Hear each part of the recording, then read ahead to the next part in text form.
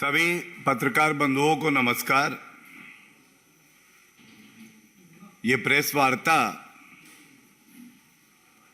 एक बड़े ही अहम बिंदु पे की जा रही है। 27 अक्टूबर का जो दिन है, ये एक ऐतिहासिक दिन है, क्योंकि इसी दिन जम्मू और कश्मीर का विलय भारत के साथ हुआ था। और जब इस दिन को याद किया जाता है तो यह भी याद करना अति आवश्यक है किस तरह से भारत के पहले प्रधानमंत्री स्वर्गीय जवाहरलाल नेहरू जी ने 5 ऐसी बड़ी गलतियां करी, भूल करी, जिसकी एक बड़ी कीमत हमारे देश को, देशवासियों को और जो कश्मीर के नागरिक हैं उनको चुकानी पड़ी। इस विषय पे भारत के कानून और न्याय मंत्री किरण रिजिजू जी ने भी प्रकाश डाला है और कुछ अहम मुद्दे उठाए हैं। और भारत श्री नरेंद्र मोदी जी के नेतृत्व में आज वो देश है जो बड़ी मजबूती से पूरे विश्व को दिशा दे रहा है। लेकिन एक लोकतंत्र मजबूत होते हुए भी आत्मचिंतन करता है, अपनी इतिहास में की गई भूलों से सीखता है। और यह प्रेस वार्ता इसलिए बहुत अहम है क्योंकि जवाहरलाल नेहरू जी की जो ये 5 भूल थी, इसको दबाए रखने का एक कुंठित प्रयास कांग्रेस पार्टी द्वारा किया गया, जिसमें झूठ फैलाया गया और सत्य को दबाया गया।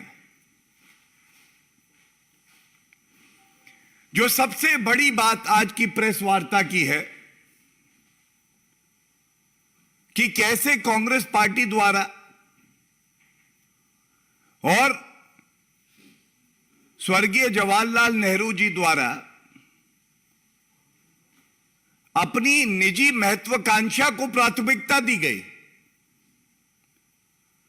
और देश हित को अनदेखा कर दिया गया। और इसका परिणाम क्या है? इसका परिणाम यह हुआ, जब कश्मीर के शासक राजा हरि सिंह वो चाहते थे कि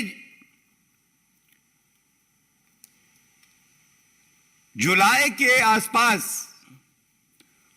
उन्होंने लिखा कि हम विलय चाहते हैं, इंस्ट्रूमेंट ऑफ एक्सेशन साइन करना चाहते हैं। और ये मैं बड़ी जिम्मेदारी से कहता हूं, नेहरू जी के खुद के शब्द हैं, शब्दशाह कोट कर दूंगा अंग्रेजी में। In Nehru's own words, the question of accession, quote, came up before us informally round about July or the middle of July. तो ये सवाल पूछा जाएगा कि जब ये जुलाई में बात आई तो अपनी निजी महत्वाकांक्षा को प्राथमिकता देते हुए किस तरह से उन्होंने राष्ट्रहित को दरकिनार कर दिया। और उनकी दोस्ती शेख अब्दुल्ला के साथ थी, हर कोई जानता है। दोस्ती ऐसी निभाई जिसकी वजह से आजाद भारत ने आक्रांता देखी पाकिस्तान द्वारा, द इन्वेजन बाय पाकिस्तान।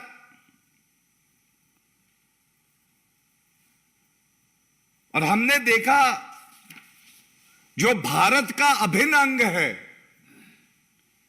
वो भारत माता की भूमि पर पाकिस्तान का अनऑथराइज्ड ऑक्यूपेशन है, कब्जा है। तो अगर समय पे ये फैसला जवाहरलाल नेहरू जी ले लेते तो आज जो पीओके का मसला है, ये मसला नहीं होता।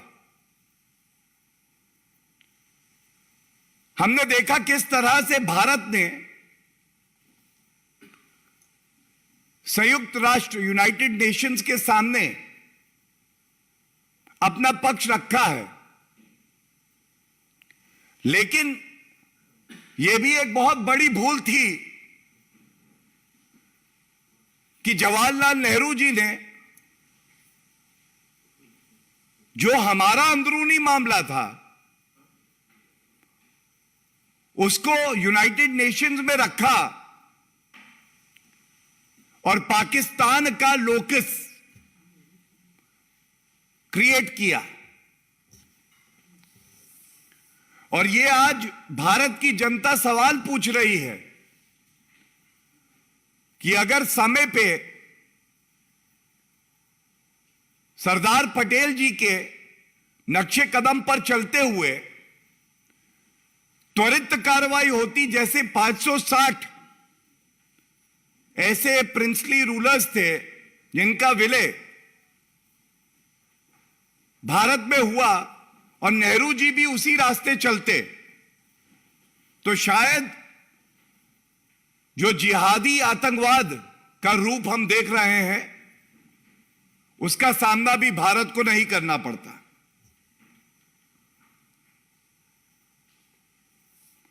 और कुछ माह पहले हमने देखा था किस तरह से जो सच्चाई थी जिसको पुनः कांग्रेस ने ही दबाने का प्रयास किया, हमारे कश्मीरी पंडित हिंदू भाई बहन जिस तरह से प्रताड़ित किए गए, उनके अपने घरों को छोड़कर कश्मीर को छोड़ना पड़ा, यह भी शायद ना होता। आज यह बात बार बार पूछी जाएगी कि ऐसा क्यों हुआ कि जवाहरलाल नेहरू जी ने अपनी दोस्ती निभाते हुए जब राजा हरि सिंह जी के साथ समझौता हो रहा था, इंस्ट्रूमेंट ऑफ एक्सेशन साइन हो रहा था,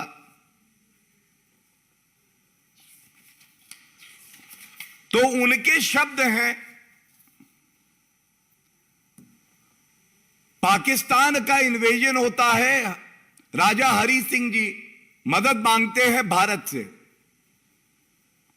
लेकिन दुख की बात यह है, जवाहरलाल नेहरू जी बिल्कुल स्पष्ट शब्दों में कह देते हैं, और मैं पुनः कोट करूंगा जो कहा गया, I suggested to you the urgency of taking some steps like the formation of a provisional government. Sheikh Abdullah, who is obviously the most popular person in Kashmir, might be asked to form such a government. देश की अखंडता को ध्यान में नहीं रखा, जो अपनी निजी महत्वाकांक्षा है और जो अपनी मित्रता थी उसको ध्यान में रखा। और ये लोकसभा में जो उनके शब्द हैं वो भी आपके समक्ष रख देता हूं। 1952 में जवाहरलाल नेहरू जी कह रहे हैं, I remember it must have been the 27th of October. After practically an all-day sitting in the evening, we came to the conclusion that in spite of all the risks and dangers involved, we could not say no to the appeal that was made by the then ruler, agreeing to sign the instrument of accession which was delayed by Jawaharlal Nehru. और एक ऐतिहासिक भूल जो जवाहरलाल नेहरू ने करी, उस ऐतिहासिक भूल का सुधार, ऐतिहासिक सुधार किसी ने किया तो वो देश के प्रधानमंत्री श्री नरेंद्र मोदी जी ने, जब अनुच्छेद 370 को निष्क्रिय किया गया संशोधित करके 5 अगस्त 2019। ये वही लोग हैं जो कहते थे आर्टिकल 370 एक स्पेशल टेम्पररी प्रोविजन है और घिसते घिसते घिस जाएगा, लेकिन सांप्रदायिक राजनीति करनी थी, तुष्टीकरण की राजनीति करनी थी, इसलिए इतनी हिम्मत नहीं जुटा पाए इस अस्थाई प्रोविजन को समाप्त कर सके। और आज सवाल यह पूछा जाना चाहिए, ये जितने इंस्ट्रूमेंट ऑफ एक्सेशन साइन हुए, ये सारे के सारे शब्दशाह एक जैसे थे। जो कश्मीर में इंस्ट्रूमेंट ऑफ एक्सेशन साइन हुआ, यह भी शब्दशाह वही था। फिर जब संविधान रचा गया तो जवाहरलाल नेहरू जी अस्थाई शब्द ले आते हैं, स्पेशल प्रोविजन ले आते हैं, और जिसकी वजह से बहुत कीमत चुकाई है इस देश ने। यह सवाल लाजमी है आज, जो गलतियां कांग्रेस पार्टी ने करी हैं उसकी कीमत हमारे देश ने चुकाई है, और उसका सुधार जो हुआ है वो भारतीय जनता पार्टी की सरकार कर रही है।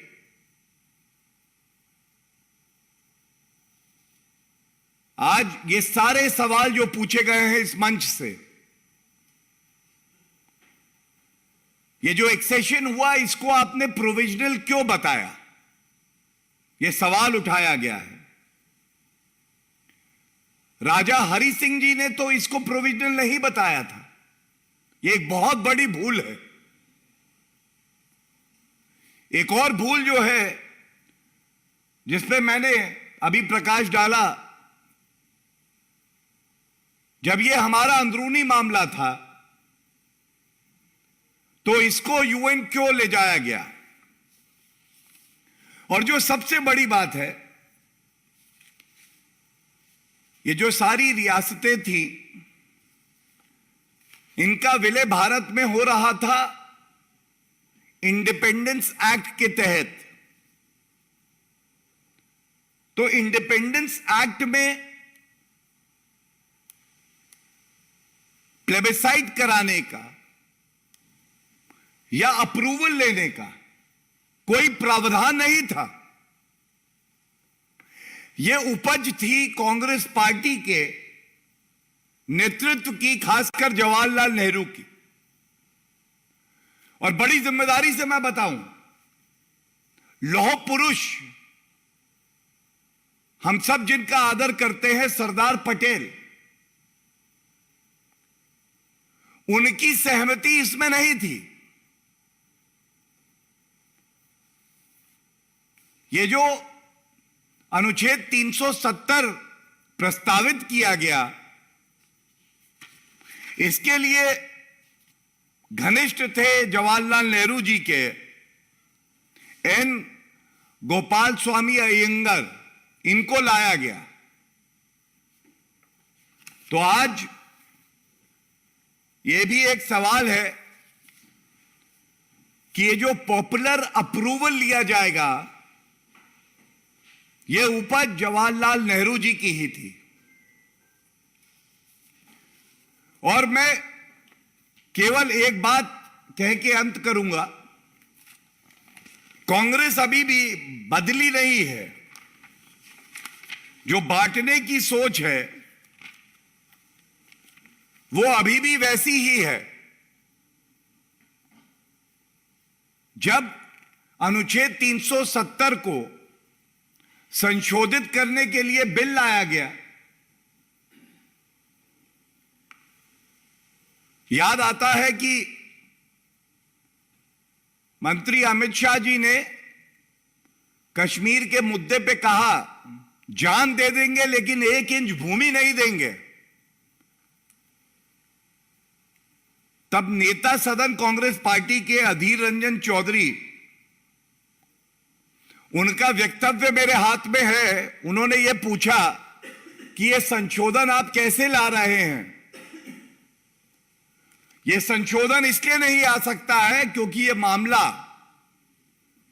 संयुक्त राष्ट्र में लंबित है। यह साफ दर्शाता है कि अगर कोई प्रयास भारत को मजबूत करने के लिए किया जाएगा और संविधान के दायरे में रह के किया जाएगा, तो भी कांग्रेस पार्टी उसका विरोध इसलिए करती है क्योंकि उनको अपनी ओछी और घटिया राजनीति करनी होती है। आज के दिन ये सवाल पूछे जाने चाहिए, आत्मचिंतन होना चाहिए। और जिस कांग्रेस पार्टी ने यह ऐतिहासिक भूल करी, लाखों लाखों भारतीयों को कष्ट हुआ, वो विस्थापित हुए, लोगों की जानें गईं, आज कांग्रेस पार्टी को पूरे देश से माफी भी मांगनी चाहिए। बहुत बहुत धन्यवाद।